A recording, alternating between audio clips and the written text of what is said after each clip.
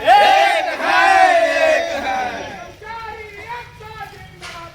जिंदाबाद जिंदाबाद घरे से आ रहे हैं।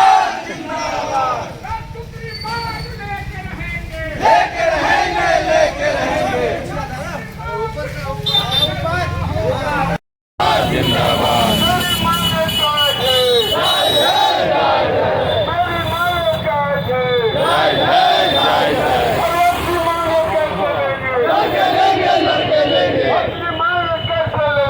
लड़के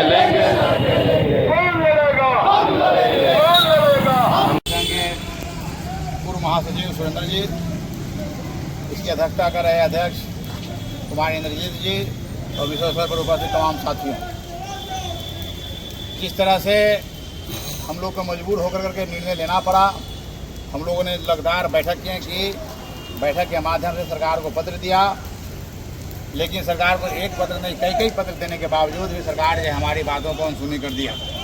हम लोगों ने प्रयास किया कि हड़ताल नहीं हो, उसके लिए हम अपर मुख्य सचिव सामान्य प्रशासन बी राजेंद्र साहब से भी हम लोग मिलने का प्रयास किया, बातचीत करने का प्रयास किया।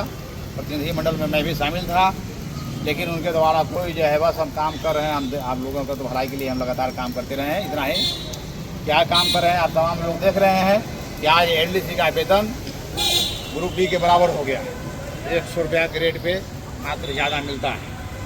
तो हम लोगों ने कहा कि नहीं, ऐसे काम नहीं चलेगा, आप हमारे बिंदु पर एक एक बिंदु पर बातचीत कीजिए, जो हमारा 10 सूत्री मांग है, नहीं तो हम लोग हड़ताल पर जाएंगे।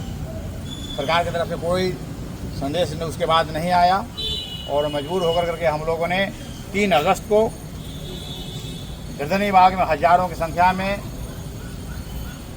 दिन भर लगातार जब वर्षा हो रहा था, भारी बरसात हो रही थी, उसके बावजूद हम लोग हजारों की संख्या में गर्दनी बाग में धरना दिया और मुख्यमंत्री को आगाह किया, सरकार को आगाह किया कि हमारी मांगों को अभी भी आप संपर्क है, आप सुनिए, और हड़ताल को हम लोग आप यदि चाहेंगे तो हड़ताल टल सकता है, लेकिन सरकार के कानों पर जू नहीं देंगी और मजबूर होकर करके हम लोग को हड़ताल पर आज जाने के लिए विवश होना पड़ रहा है।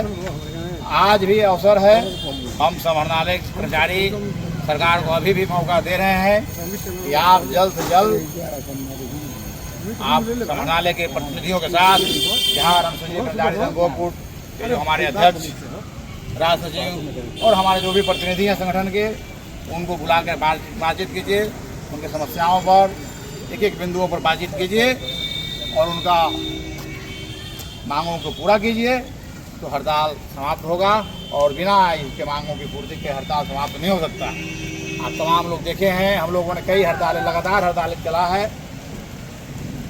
प्रदेश कर्मचारियों की हड़ताल महासंघ गोपुर के बैनर से ही हो रहा था, आशा कार्यकर्ताओं की हड़ताल से लेकर तमाम कार्यक्रम जो होते रहे हैं, आशा कार्यकर्ता 32 दिन तक हड़ताल पर रही थी महासंघ गोपुर के नेतृत्व में। तो हम अभी अनुसूचित कर्मचारी संघ के हड़ताल बैनर से हड़ताल कर रहे हैं और जो इनकी जो मांग है बिल्कुल ही जायज़ है, क्योंकि निम्न वर्गीय लिपिक का बड़े पैमाने पर शोषण हो रहा है। ग्रुप डी से मात्र 100 रुपया इनका वेतन ग्रेड पे ज़्यादा है, तो अब हम मानेंगे नहीं।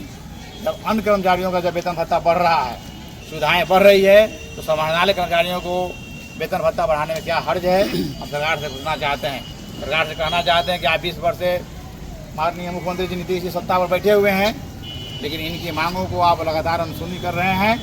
तो अब समाहरणालय कर्मचारी जाग गए हैं, समाहरणालय के कर्मचारी अपना हक अब संघर्ष के माध्यम से, हड़ताल के माध्यम से लेंगे और जल्द से जल्द एक बार पुनः हम अनुरोध करते हुए अपनी बात समाप्त करेंगे। समाहरणालय कर्मचारियों के जो प्रतिनिधि हैं, उनके प्रतिनिधियों से बातचीत कीजिए, इनकी समस्याओं का समाधान कीजिए, नहीं तो पूरा बिहार के कर्मचारी और पूरा बिहार का समाहरणालय ठप रहेगा कल से।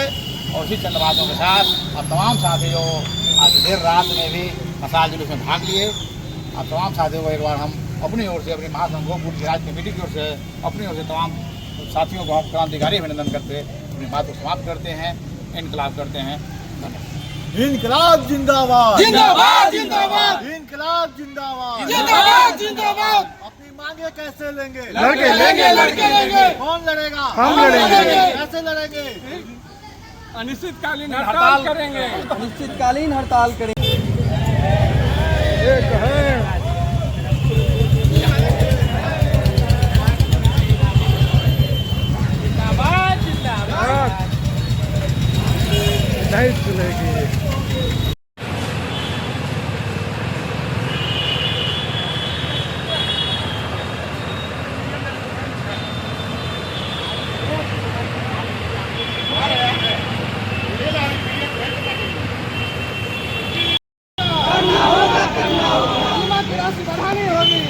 DAS का प्रोन्नति देनी होगी। देनी होगी, देनी होगी, जल्दी से अध्ययन के अभ्यास को करना होगा। करना होगा, सहायक प्रशासनिक पदाधिकारी को राजपत्रित करना होगा।